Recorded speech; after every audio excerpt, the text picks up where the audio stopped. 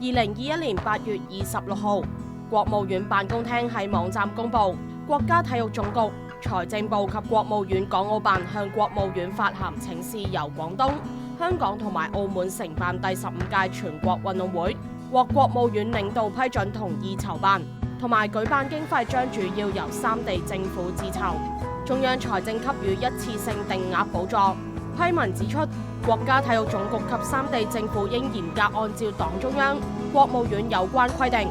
結合當地經濟社會發展實際，堅持簡約、安全、精彩嘅辦賽要求，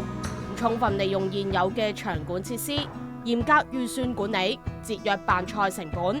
控制規模同埋規格，全力做好疫情防控工作，共同組織好全運會。